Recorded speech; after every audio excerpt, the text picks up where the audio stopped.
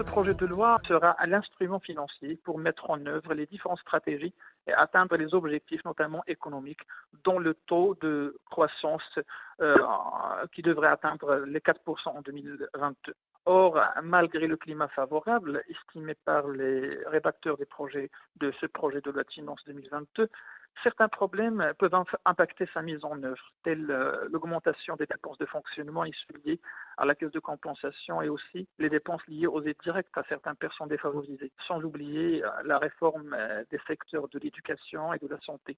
Sachant que les recettes actuelles sont composées des revenus essentiellement issus de l'IR et l'IS, l'impôt sur le revenu et l'impôt sur les sociétés.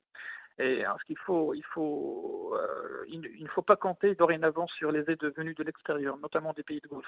D'où la nécessité, d'une part, d'une refonte globale du système fiscal à travers l'élargissement de l'assiette fiscale et l'amélioration du recouvrement dans le cadre de la mise en œuvre de la réforme de la fiscalité ainsi que le développement des financements innovants, afin de permettre aux prochaines lois de finances de jouer pleinement leur rôle. Donc, deux problèmes que la loi de finances doit trouver des réponses. Et le premier, c'est la question du financement. Et en prenant en considération ce contexte économique, socio-économique qui subsiste toujours, et aussi la question de la mise en œuvre côté administratif, c'est-à-dire à travers la réforme globale de l'administration et des procédures administratives.